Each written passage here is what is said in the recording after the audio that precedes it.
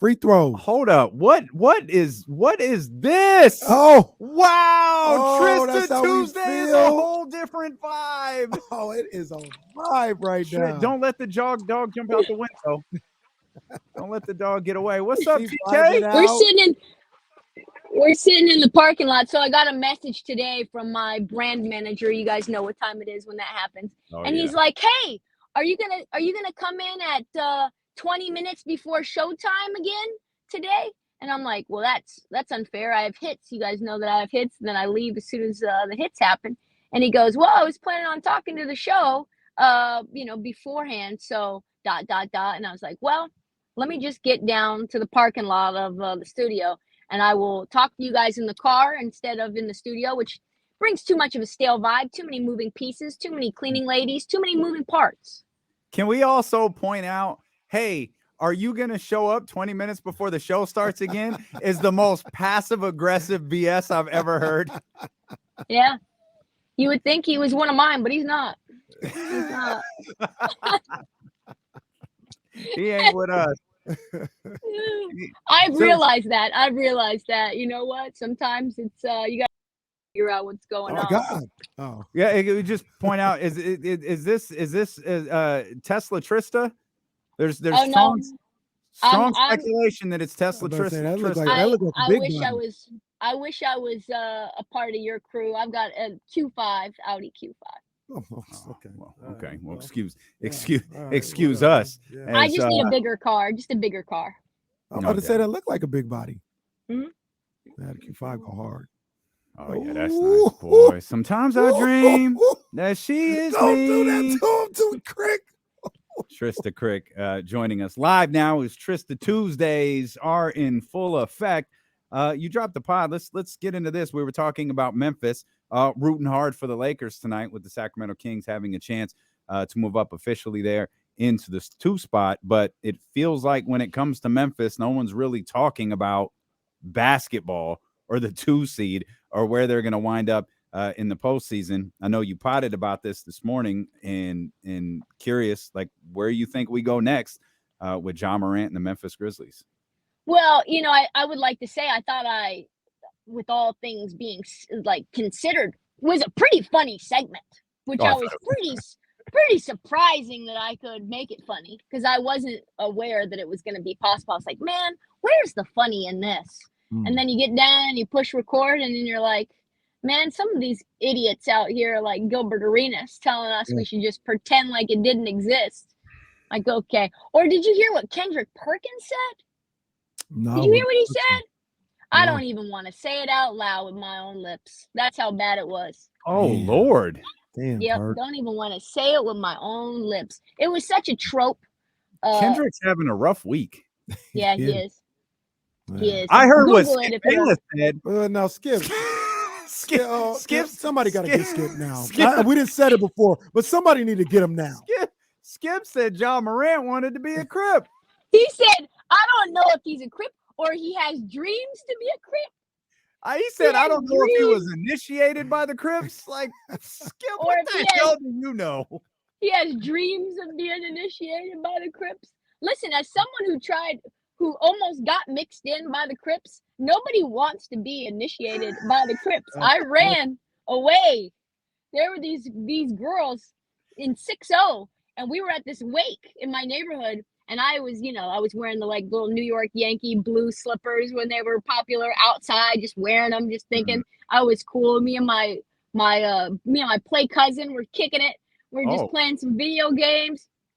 And they're like, "Oh, little homie, you wearing a lot of blue, little homie." And I'm like, "Oh, yeah. I'm like, "Oh, why don't we all play basketball down at the park?" I'm like, "It's 2 a.m. And they're like, "Oh, no, you got nothing to worry about." These all big, thick girls, just much bigger than me at the time. Much bigger than me right now. And they're like, "Oh, don't worry." I'm looking at my friend TC, and he's like, "Oh, it's okay." And I'm realizing it's not okay. And I'm standing on this hill, and she's like, don't worry, TC." Bah! Right in my face. Took off like Flash Gordon. I am out there. I am not coming back to this house. I don't think you just want to be initiated into the Crips. Yeah, that's a real story. That's a real story. A hell of a story. Bro, I'm dumbfounded. Were you in Portland or in LA? Portland. I was in Portland. This- Bunch of people from LA moved to my neighborhood in Portland, and it was just a straight Crip neighborhood. They said you got a lot of blue on, little homie. Not They said, "Don't worry, we'll take care of you." I was like, "There's 6 girls, 7 girls, all running down the hill. I'm maybe 4 houses down from my house. I locked up the basement, just put extra deadlocks on, called my friend who was still there, and I was like, "It's not okay. They said it was gonna be okay. It was not how many people just have a casual story about nearly being jumped by the Crips? That's why it's Trysta Tuesday. It's always a surprise. Trysta, goodness. Trysta hits different, man. Absolutely. That's, even on a Tuesday, Trysta hits Oh, different. we should throw. Do you guys have the ability to do the on a Tuesday? Got Can the I get that car stuff? going up on a Tuesday. Can I get that as my walkout music now that I'm Yes. on a Tuesday? You ask, and you shall We will receive. absolutely. I make kind of love that. I kind of love that. Gotcha. But yeah, John Moran. So Yeah. you had the guy, I think he's from like Locked On Grizzlies on BetMGM. Yep. I think it was. And I never really thought it would get here, and I'm still not convinced that it will, but he laid out a very real scenario where John might be gone for the regular season at least.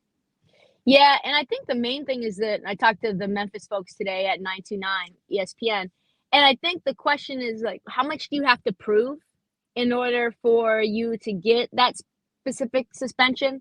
Because you pretty much need to prove that he brought the gun on the team plane, right, in order to be subject to those same laws or those same guidelines that the NBA has. Also, is Denver going to file charges for him to have a gun in a state or a county actually where it's not legal to carry without registration, which you can't have, you can't be licensed to carry in Memphis and have a license to carry in Denver unless you go through all that paperwork, which let's be confident that probably he did not do.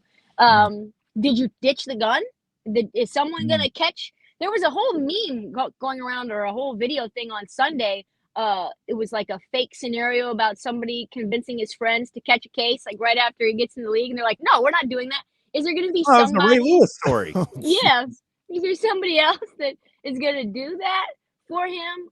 I don't know who that would be. And then thirdly, this is a total separate thread, but remember there was Josh Hamilton who I believe played for the Cincinnati Reds. He had a guy with him, his teammate, who was with him 24/7, and he was an all-star that year.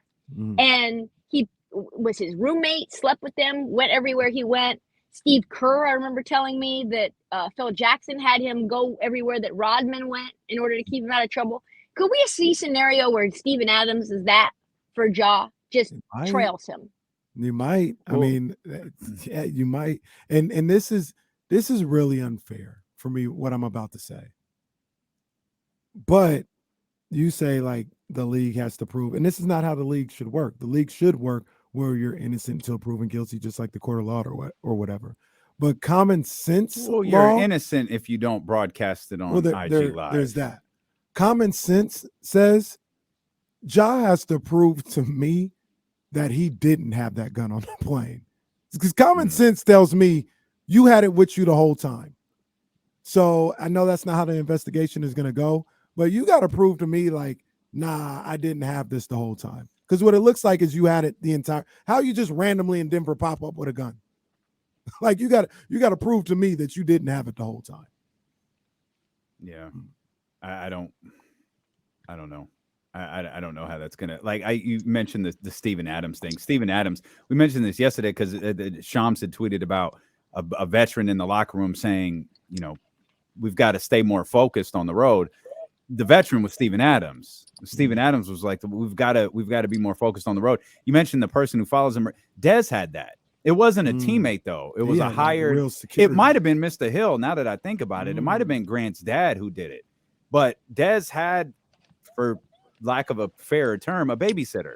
After he got into some trouble, the Cowboys hired someone like, you go everywhere Dez Bryant goes, at home, on the road, until he figures this out. You follow him everywhere. It's not a terribly unusual step to see in professional sports. I kind of love the idea. Mhm. If Yeah, it kinda if love it fixes this dude, if it settles in there, I think there are other steps you have to take too. Like your crew can't travel, Mhm. and your dad can stay home. Your Mm. dad does not get courtside tickets to every game anymore. That should have been out the door after the Shannon Sharp thing. Mm. But they seem to have turned a blind eye to it. And I think the reason they turned a blind eye to it is because it was Shannon. If Well, that and was sorry, Trysta, go ahead. oh no, I was just gonna say that I think from what we talked to the Memphis beat reporter last night, he intimated something that I had wondered about, which is, has Memphis been afraid to hold Ja Morant accountable because they were worrying about alienating him and shutting him off completely where he wouldn't listen to them even a little bit? And he said yes. He said absolutely they were turning a blind eye to a lot of this because Ja was just quite simply producing, and they were number 2 in the standings, even though everyone and their mom within the organization knew he's partying way too much, but he's able to put up 37 the next day. There's a reason that the Memphis Grizzlies are one of the worst road teams, especially early in first quarters, first halves. That probably will still continue to persist today.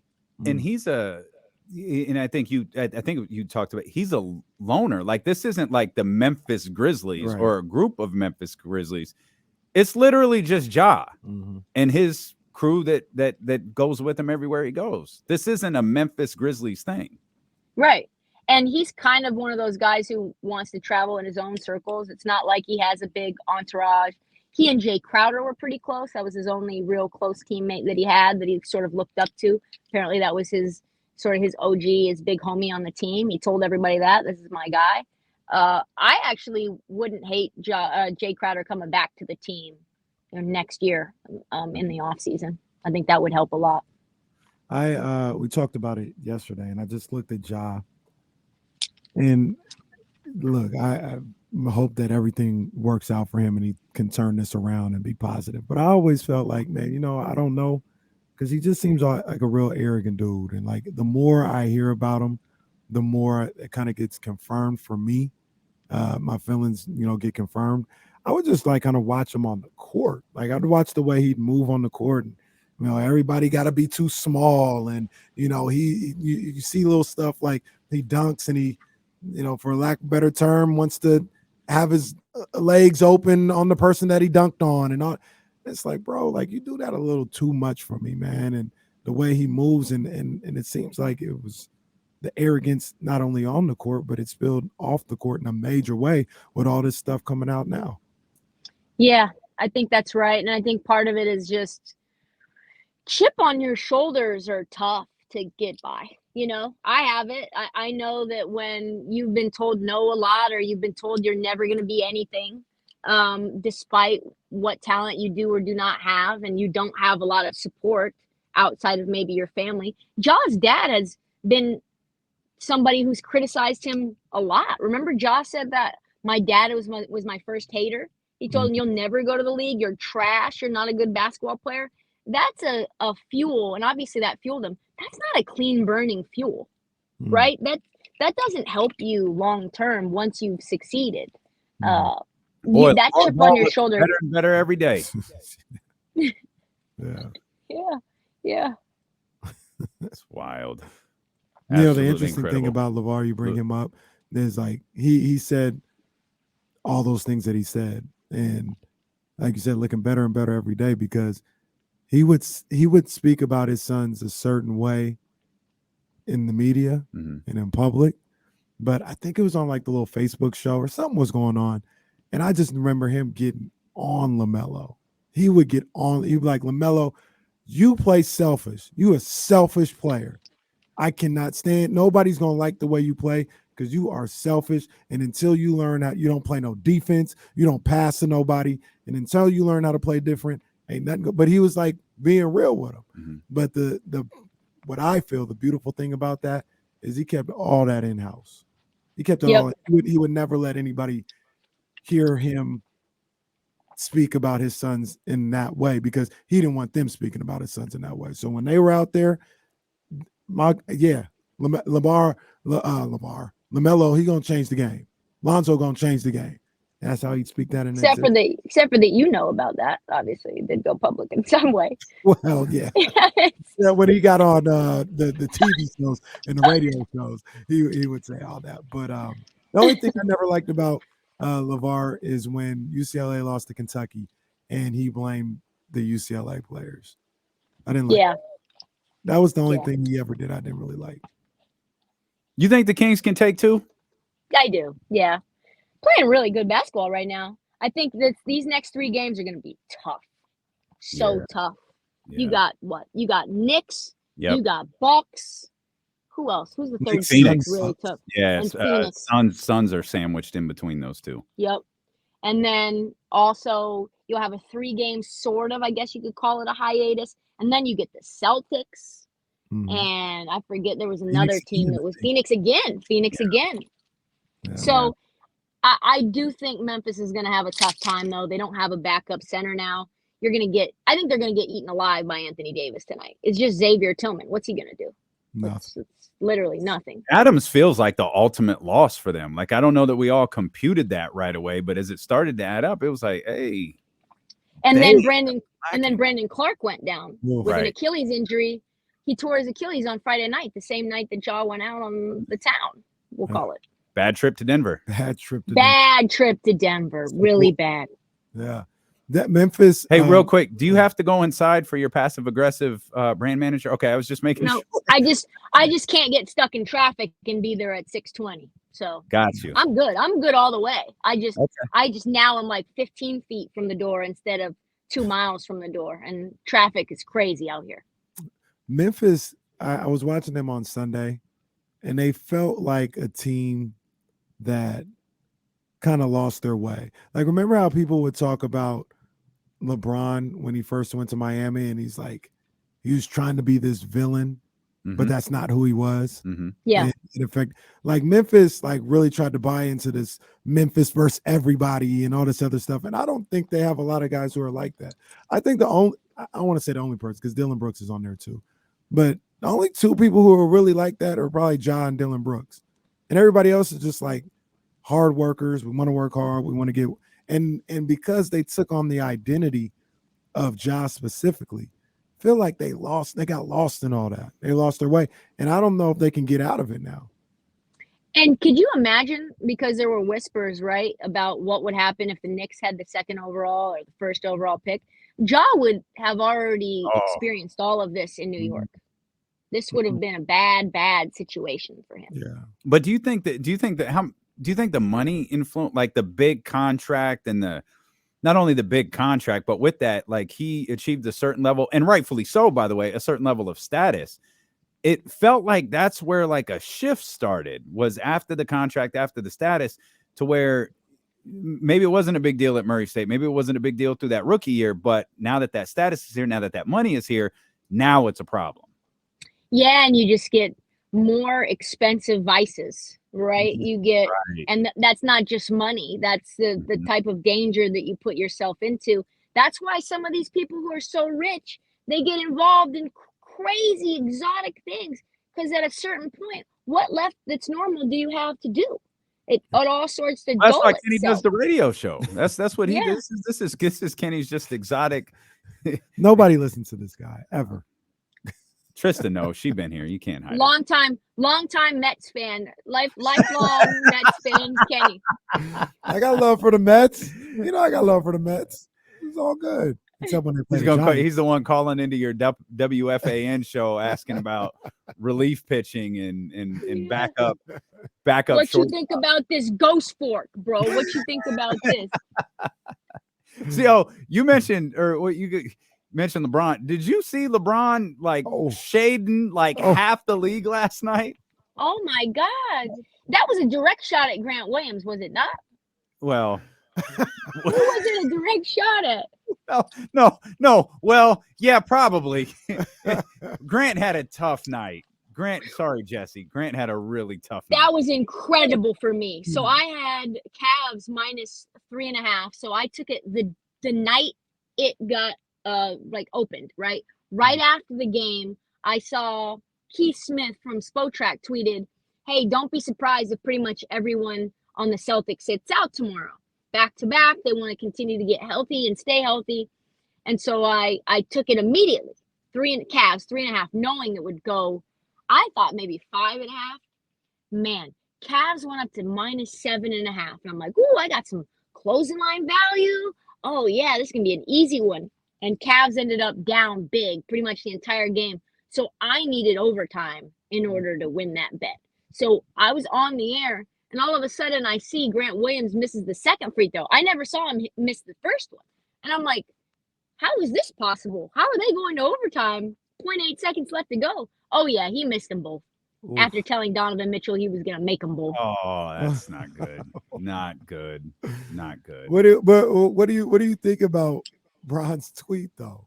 Like, it's crazy because I don't know who he's meaning or what he's saying about Bronny James, but if Bronny James was better than half of the players that we watch playing significant minutes on League Pass, the fact that he mentioned that it was on League Pass, like, oh, well, trash players don't ever get on national television either, you know?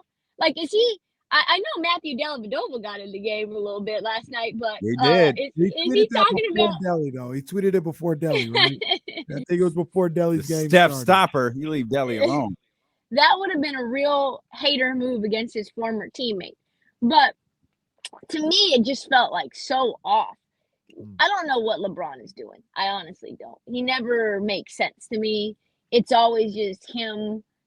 Nobody checks him. Nobody checks the PR side of LeBron James. And somebody kind of needs to. Somebody kind of needs to. He's watching too much. He's seeing too much. He's tweeting too much. Bronny can play though. I don't know if he's like NBA ready, but for those who didn't see the tweet, by the way, it probably set Trysta up poorly for that. LeBron tweeted last night, Bronny better than half he's watching League Pass. He said Bronny better than half these dudes on League Pass. S is hilarious. Laughing emoji, laughing emoji, laughing emoji. But he was being serious too. He was being serious. Yeah. I think I know who he was talking about. He was watching the Pistons game. Who was he thinking it was? I don't know the specific player, but he was watching the Pistons game. Was he thinking about Killian Hayes? It was Marvin. He was watching. Was it Marvin? He was watching Marvin. He was watching Marvin, which is unfortunate because LeBron is every Kings fan ever now. That's just so sad. Maybe he was talking about, and I like this guy. I disagree with LeBron. Maybe he was talking about RJ Hampton. Oh, probably Davion would agree. Davion would rather be teammates with Bronny James than RJ Hampton. Remember, Davion was cooking RJ at the Summer League. Cooking him. He's like, he thought, I don't even know what he was doing. He's just Euro stepping for no reason. Donovan's having a special season. You talking about Cleveland last year. I don't want to gloss over that. We mentioned this at the top of the show. Like Donovan Mitchell, I get it's Giannis and Jokic and Joe and really just Jokic. I get that. But Donovan Mitchell is having an MVP worthy season. Like what he's doing is pretty incredible over there in Cleveland. He got really, really in shape too. I think he thought he was coming to New York. He really increased his just endurance work, his strength stuff. There's been some articles written about this, but I think he started working with somebody new, but he is able to go deep into these games and still continue to produce at a really high level. And you saw that happen all the way at the end of the Celtics game where they could have punted on the game, right? They could have just said, well, listen, we don't have it. We're down 10 with 3 minutes left to go. And Donovan's like, no, I'm putting this team on my back. We're winning this freaking game. I think you're right. He's been insane. I don't think enough people are talking about Damian Lillard either. He's just putting on 40 pretty much every night. Yep. Did you see he had 21 points or 23 points in the first half last night? And he hit his first 4 threes in a row just in the first quarter. I think he had 3 threes. I don't know what to make. I know it was against the Pistons, but still. Yeah, he had a triple-double last night, but you mentioned on a recent edition of the Heat Check podcast, he's literally putting up numbers we have never seen before. Yeah. If you look at it statistically, the only thing that matches, it's not the same, but for a guard to be even in the same air or the same airspace, the same conversation as Wilt is nuts. That's nuts.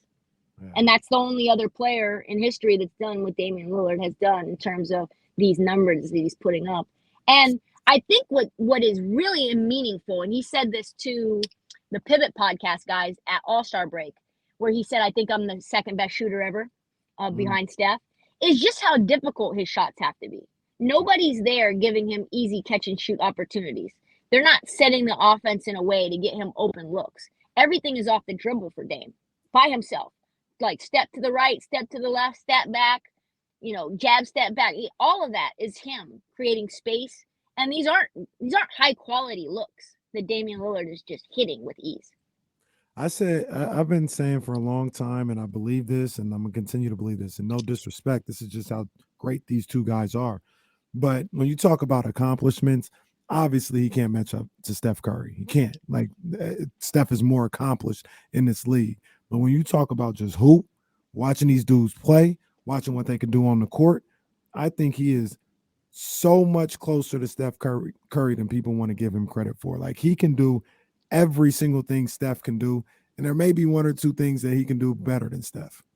Yeah, I agree. I mean, he can hit mid-range shots a little bit better. He just has a different kind of shot profile than Steph. Steph's, I think, a lot more reckless than Dame because he can be. He has another backcourt mate in Klay Thompson that, sort of alleviates a lot of the pressure. And I think people have said that CJ did that. CJ did not do that. He did not. It's not the same at all. CJ didn't do anything defensively for this team. And in big moments, CJ did not come up clutch outside of the Game 7 against the Denver Nuggets in the Western Conference semifinals. I don't recall. Yeah, he was cooking then. He really put the team on his back. But besides that, I can't remember a huge moment from CJ in a playoff environment. Wow. Real quick, in fact, remember he stepped on the sideline against the Nuggets when we went home. Yep, 2 years later, yeah. We did go home that day. It was sad. I wanted to ask Trysta before she got out of here. What are we going to do with these referees? I think it's completely out of control. I think Scott Foster was unhinged last night. It really is an embarrassment for the league. And I love the NBA. I am an NBA defender. That was embarrassing. I was embarrassed as an NBA defender. Do you know that, like, when you try to become an FBI agent or someone high up in the government or legal law enforcement, they check to see if you have any outstanding debts. They check to see, what your credit card balance looks like, because you can get got. If you're in law enforcement and you owe someone a lot of money, you are now a target. You are now vulnerable. Why do we not have that for referees in the NBA? I need to check out Scott Foster's bank statement. It needs to be done yearly, every year. I need his credit score. Yeah. Who is Scott Foster owing money to? I think that's fair, given everything that's public about professional athletes' lives and their money and their contracts. I want to know Scott Foster's credit score. That's what I want to know, every official's credit score. I think that's perfectly reasonable. And for Vegas, I'm sure they want to know too. Yeah. There's a handicap component. It's like, ooh, Scott Foster, 575. Ooh, I don't know. Scott Foster got to get a cosigner. He ain't, Scott Foster ain't getting nothing on his own. Scott Foster has to have 50 times income in order to get an apartment. I don't know, fam. I don't know. Oh, that's not even counting the card he got in his mama's name. Exactly. No, I'm all for this. He has kids. He's put credit cards in their name. Treat him like the government treats people on Section 8. Come on now. Hey, you on point with this one. I need to know if Tony Brothers took out a loan for that kitchen remodel he did. Come on, man. Come on, fake Gucci. Fake Gucci, what's going on with you? Got to know what fake Gucci's doing. All of them. Who you with? Who are you with? Go see your passive aggressive brand manager. Hey, Trysta Tuesday's off to a strong start, man. We with it. On a Tuesday. Where is it? I got you. We'll get the drop ready for you. We'll have it ready for you next week at 2. All right, see you guys.